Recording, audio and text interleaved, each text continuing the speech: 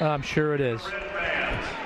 And again, Silvestro is one of those ones like Coach talked about earlier from Marmion that's hard to score on, but again, not real athletic where they're going to score a lot of points themselves. So look for this to be probably a low-scoring type of match. And Silvestro is also, I'm not confirmed on this, but I believe that he was going to wrestle next year at Cornell.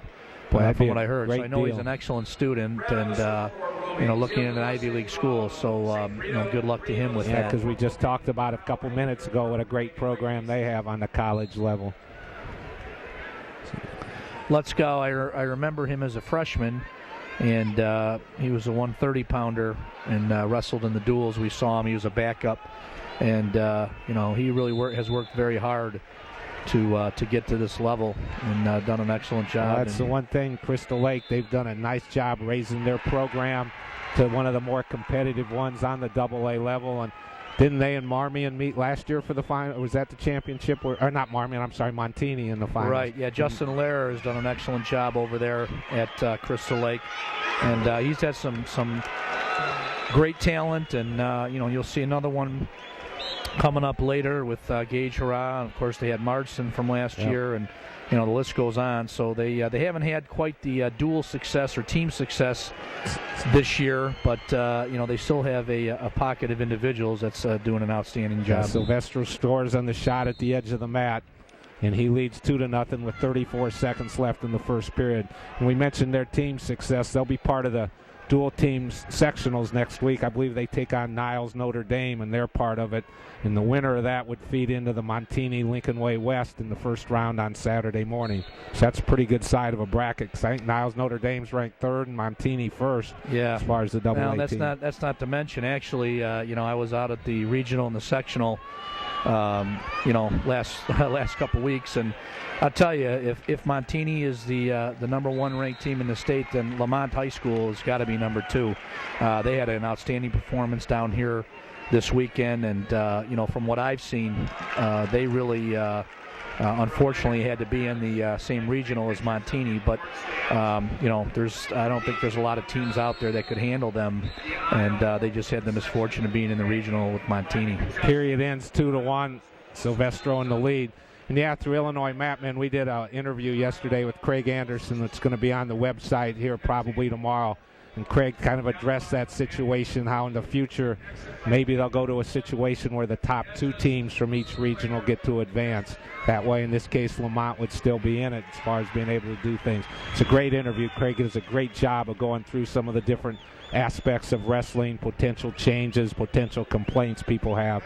So if you get a chance, get on the website and watch it and maybe make some comments as far as what you think about it.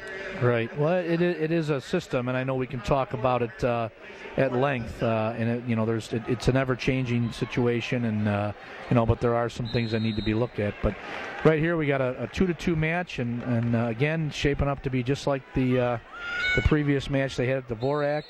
Looks like it's going to go down to the wire. Again, Silvestro in the blue, Lutzow in the black. Single 2-2, minute and 20 left, second period. Lutzow just kind of drive through that. Nice, just an aggressive shot. Really didn't set it up with much. Just came real hard to the right leg. Silvestro throws on a whizzer. That's the one thing I'm seeing quite a bit in the counter to a lot of these takedowns. The kids flip that whizzer in real quick and are able to get their hips back to where they want them. Well, that's, obviously a skill that, some things are still very basic, from when we learned to wrestle many years ago. That's the way that you need to control that opponent and not let him climb up your body to score. And, of course, being able to fend off a single leg with that, when you work in that whizzer wrist series, I know as a coach we spent an awful lot of time drilling that situation. I once read something where Dan Gable said that the most important position in wrestling is learning how to finish and learning how to defend the high single position. Now, you could be talking about an offensive attack where you get a single leg takedown to come up, or you could be talking about if you're the offensive wrestler and the defensive man gets to his feet and you get that high single position. And I thought a lot about that comment and really looked and found it to be quite true. And we really spent a lot of time working on that position. Yeah, the key part there, you said be able to finish. You can teach any boy a double leg takedown, but what do you do when he counters your double? What's your counter back? What's his counter back? It's all I call it at least scrambling, where you get in positions that maybe aren't textbooks, but you know how to get your hips and your head in the correct spot to earn the points. No doubt about it. We're inside 5 seconds here, and Lutzow gets a stalling call on Silvestro. Big call there late in the match. Silvestro's tough on the edge here. Yeah. Oh. And no point awarded yet on the stall, though, but because they warned him, now the next one would be a point. And Silvestro's grabbing his right knee again. I think he hurt that in the semifinals also. He's going to take injury time. So we're 2-2 in the third. And you got to assume Silvestro take bottom, probably earn his point to take a 3-2 lead. Then he just has to be careful. He's been warned for stalling. Well, he needs to definitely still be on the offense. Lutzow is too good of a counter wrestler, and there's no way that he's going to be able to do that. And that's what the Marmion coaches are telling him right now. That's always the misconception that kids get. I've got the lead. I'm just going to protect it. Sometimes it's better just to maintain what you do best and go after it and try and increase that lead instead of playing a lot of defense. And again, the training staff down here has been great too. We got to give them some credit. Boy, it's been a lot of injury types of things, and they've been out there right away getting these kids back if possible. Unfortunately, we've had a few boys who haven't been able to continue, but that staff done a great job. Well, I think the IHSA medical doctor, Dr. Fuentes, I got to give a shout out to my guy. I've known Dr. Fuentes for a long, long time, and the training staff here is first class, and kind of like everything else in this tournament, to be honest with you. It's been a great situation. And he just cut him to start the third period, so Silvestro will lead 3-2. He's on a nice shot. He's got to keep the toes in. There should be the 2. There you go. So that'd be 5-2. Now he just has to be careful. 1:41 left. In my mind, probably the only thing that can beat him, some type of stalling call. So he just has to be active if he can. Well, again, Lutzow's going to try to open up, get to his feet, and good job by Angelo on top. He really survived that initial burst. He's going to take another 20 or 25 seconds off the period with a good ride here. Excellent job. Yep. As long as he stays active with his hands, they won't break it for a stalemate or a stall, and he keeps working him. Got that nice tight waist, keeping the hips in position and using his right hand. Now he switches off to a right-handed tight waist.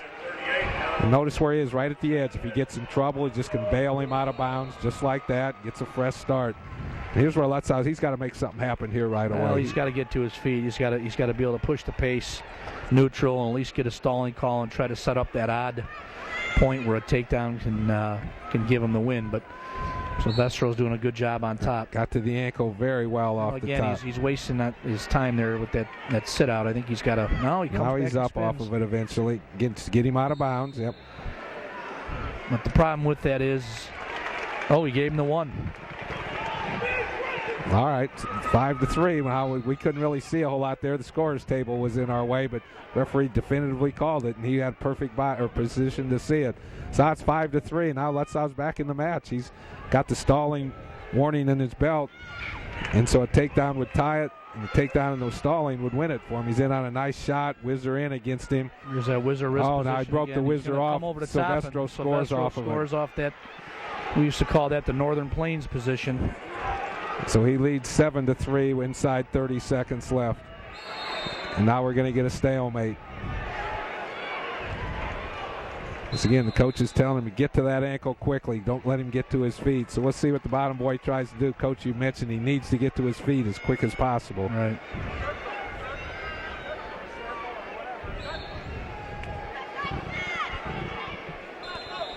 Not there for him. He's going to really struggle now last 20 seconds. Silvestro steps over the leg. Now he's just holding on for dear life. We're inside 10 seconds. 7-3 Silvestro from Marmion with the lead. And stalemates it with 5.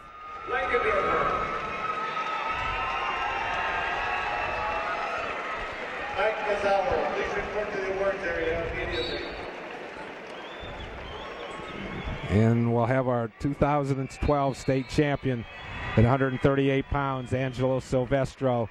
And again, need to mention it, his father's one of the assistant coaches there at Marmion. It's great feeling coaching your son, first of all, and to have your boy be a state champion and be able to share that with him. That's a unique feeling for a parent. And also got to give credit to Dean Brandstetter, Dean the head coach, and in a short time has done an excellent job with that Marmion program.